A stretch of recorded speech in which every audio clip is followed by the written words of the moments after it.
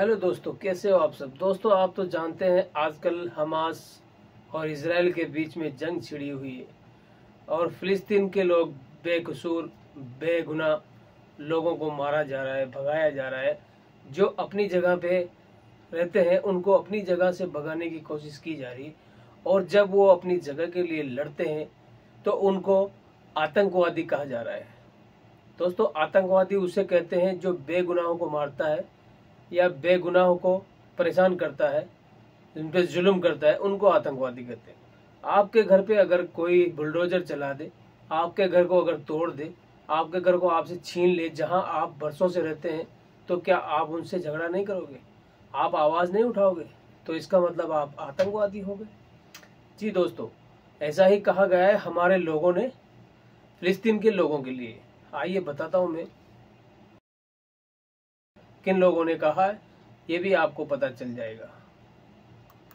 फिलिस्तीन और इजराइल के बीच में जबरदस्त खूनी संघर्ष जारी है और इस संघर्ष को पूरी दुनिया अपनी खुली आंखों से देख रही है। भारत में आम आदमी से लेकर के बुद्धिजीवी, एक्टिविस्ट, पत्रकार, पॉलिटिशियन, हर कोई इस पर अपनी एक राय दे रहा है और सबकी राय एक दूसरे से बिल्कुल अलग है। खास बात यह है कि जैसे ही 7 अक्टूबर को हमास ने इजराइल पर रॉकेट्स दागे, उसके बाद फौरन प्रधानमंत्री नरेंद्र मोदी ने एक ट्वीट किया और उस ट्वीट में उन्होंने हमास को आतंकवादी करार दिया। और उसके बाद से प्रधानमंत्री मोदी की जो लॉबी थी या उनकी मानसिकता रखने वाले, उनको फॉलो करने वाले, या यूं कहे कि बीजेपी का आईटी सेल, एक तरीके से उसने ट्वीट के बाढ़ लगा दिए और प्रधानमंत्री का रास्ता लेते हुए उसने हमास को टेररिस्ट, फिलिस्तीनी मुसलमानों को टेररिस्ट और इजराइल को मासूम बताना शुरू कर दिया। इनसे तो खैर यही उम्मीद थी, प्रधानमंत्री से खासतौर से यही उम्मीद थी, क्योंकि प्रधानमंत्री नरेंद्र मोदी केवल और केवल वोट बैंक की नजर से देखते हैं। उन्हें पता है कि इन परिस्थितियों में हम अगर फिलिस्तीन का साथ देते हैं और गजा के मुसलमानों का साथ देते हैं तो जाहिर सी बात है हिंदुस्तान के वोट पर उसका असर पड़ेगा और आने वाला 2024 उनके सर पर है। इसके मद्देनजर उन्होंने इजराइल का सपोर्ट किया और इजराइल को सॉलिडेरिटी का इजहार किया और कहा कि आई स्टैंड विद इजराइल। गोदी मीडिया का एक पूरा धड़ा है, उनसे तो खैर वही उम्मीद थी, क्योंकि वो भी प्रधानमंत्री की लाइन लेंगे और प्रधानमंत्री की ना भी लाइन लें तो वो जो मुस्लिम दुश्मनी का वो दिमाग में जो कीड़ा है, हर हाल में उनको निकालना है, वो चाहे कहीं भी निकले। आप टेररिस्ट किसको कह रहे हैं? किसी के लिए वो टेररिस्ट हो सकते हैं, किसी के लिए वो तो हीरो हैं। आप अगर टेररिस्ट को कह रहे हैं, किस बुनियाद पर टेररिस्ट कह रहे हैं? सिर्फ इसलिए कि अंतर्राष्ट्रीय संगठनों ने उनको टेररिस्ट घोषित कर दिया, इसी वजह से आप टेररिस्ट कह रहे हैं। आपका अपना विवेक कुछ कहता है कि नहीं कहता है? आप एक बात सोच लीजिए थोड़ी देर के लिए कि वो अपने देश को आजाद कराने के लिए लड़ रहे हैं, उन यहूदियों को अपनी सरजमीन से मार भगाना चाहते हैं जो उनकी जमीन पर कब्जा किए हुए हैं। तो अपने देश की आजादी के लिए लड़ना, क्या ये टेररिज्म है? अगर इस लॉजिक से देखेंगे तो भगत सिंह, शहीद अशफाकुल्लाह खान, सुभाष चंद्र बोस, मौलाना आजाद, गांधी जी, पंडित जवाहरलाल नेहरू और जितने भी स्वतंत्रता सेनानी थे, सारे के सारे टेररिस्ट थे, क्योंकि ये भी अपने देश को अंग्रेजों से आजाद कराने के लिए लड़ रहे थे। इस लॉजिक के एतबार से जो अपने देश की आजादी के लिए लड़ाई लड़े वो टेररिस्ट हो जाता है। आखिर टेररिज्म कौन डिफाइन करेगा? ये इतना ग्रे एरिया है, आप किसी को ब्लंटली टेररिस्ट नहीं कह सकते, कुछ भी बोल देते हैं। एक व्यक्ति किसी के लिए टेररिस्ट हो सकता है और वही सेम व्यक्ति किसी के लिए हीरो हो सकता है। बिल्कुल। आप कैसे कह सकते हैं कि वो टेररिस्ट है?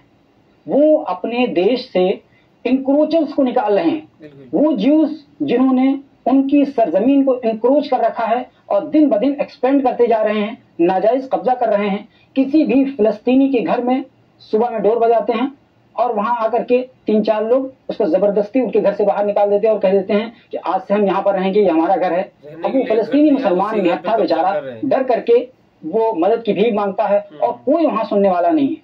नक्कार खाने में तूती की आवाज की तरह उस फिलिस्तीनी मुसलमान की आवाज वहां रह जाती है और फिर उसी फिलिस्तीनी मुसलमान को जो वो कहता है कि हमारे घर से निकलो, ये हमारा घर है, फिर उसी को दुनिया टेररिस्ट बताने लगती है। ये है दुनिया का पैमाना। तो इस दुनिया के पैमाने के लिहाज से देखेंगे तो फिर इंसाफ, जस्टिस, ह्यूमन राइट, ये तमाम चीजें बेमाना रह जाएंगी। बिल्कुल। और ये बेमाना हो गई हैं, इसकी कोई वैल्यू नहीं बची। अविशाल शर्मा ने अपने पूरे वीडियो में, दोस्तों हम वो वीडियो रवीश कुमार का और अविशाल शर्मा का इसलिए नहीं प्ले कर सकते हैं क्योंकि अगर मेरा ये वीडियो उन तक पहुंचेगा तो जाहिर है वो कॉपीराइट स्ट्राइक दे देंगे।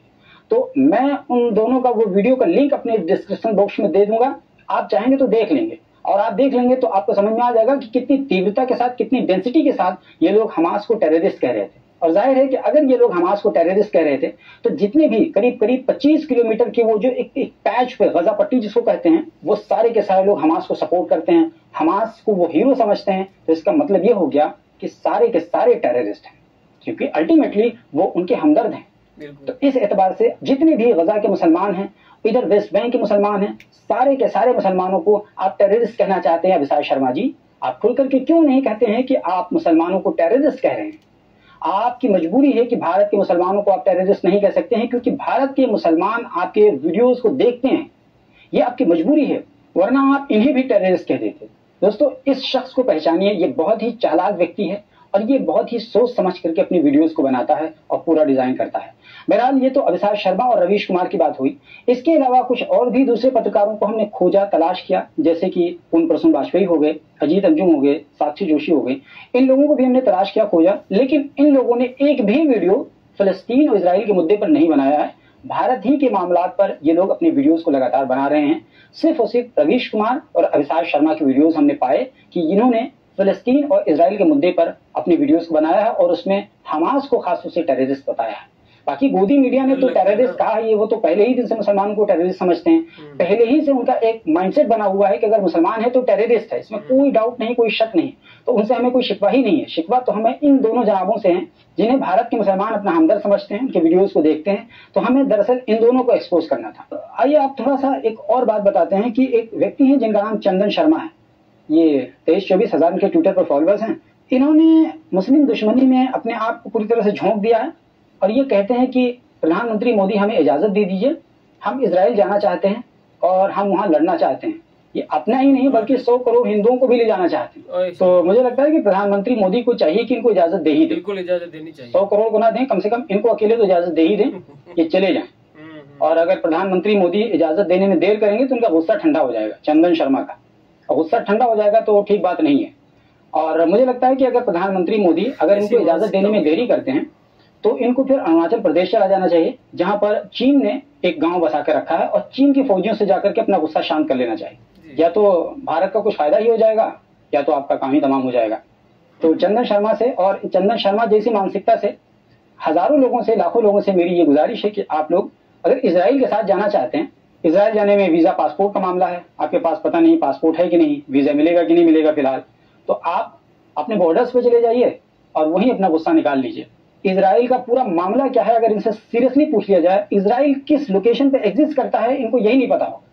बस एक भेड़ चाल है, मुस्लिम दुश्मनी में चले जा रहे हैं, इनको ये नहीं पता है कि हम कहाँ जा रहे हैं। लोग I stand with Israel, I stand with Israel देख करके आप सोच पाएंगे कि इनके अंदर इतनी ज्यादा मुस्लिम दुश्मनी कहाँ से है। हिंदुस्तान के मुसलमानों को परेशान करना ये इनका शेवा बन चुका है। इन लोगों को कोई विदेशी मुसलमान चाहिए, यहाँ वाला मुसलमानों का मामला ये फीका पड़ चुका है।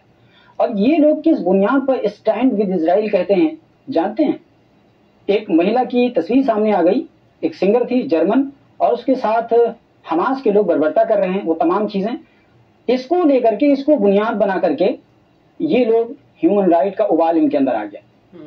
इनको ये नहीं पता कि पिछले 75 सालों से एक नहीं लाखों फिलिस्तीनियों के साथ इसी तरह का मामला किया गया है इजराइल द्वारा, लेकिन इनके खून में इसको सोच के उबाल नहीं आता।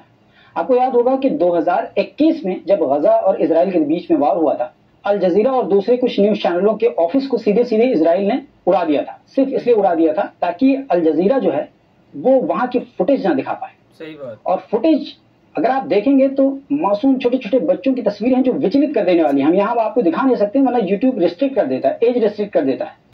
वो तमाम चीजें अगर आप देखेंगे तो आपके रोंगटे खड़े हो जाएंगे। एकदम मासूम दूध पीते नन्हे मुन्ने बच्चे, उनको मारा गया, और मारा ही नहीं गया बल्कि पूरे एकदम लाश बिछा दी। ये इजराइल ने किया है, और इजराइल की इस बर्बरता पर कोई एक शब्द बोलने के लिए तैयार नहीं। ये किसी को टेररिज्म नहीं दिखेगा, यहाँ पर किसी को भी ह्यूमन राइट वैल्यूज की कोई बात नजर नहीं आती है। सारे के सारे लोग आंखें बंद कर लेते हैं, उन्हें कोई फर्क नहीं पड़ता कौन मर रहा है, क्यों? इसलिए कि मुसलमान मर रहा है। लेकिन अगर वहीं एक यहूदी मरता है, एक ईसाई मरता है, सब बिलबिला उठते हैं, चीख उठते हैं, ऐसे चीख रहे हैं मानो कि ये कोई पहली घटना हो। ये 75 सालों से इस तरह की घटनाएं और कुर्बानियां फिलिस्तीनी देते चले आ रहे हैं। आपको शायद इस बात का एहसास नहीं कि गजा को ओपन जेल बना दिया गया। गजा केवल और केवल पट्टी है, बस केवल गजा के लोग वहीं पर रह सकते हैं। बाकी इस पूरे को फेंसिंग करके कवर कर दिया गया है। मुसलमानों को घटवाइज कर दिया गया है, गजा में घेर दिया गया है। उधर से मेडिटेरेनियन सी है, इधर से इजराइल है और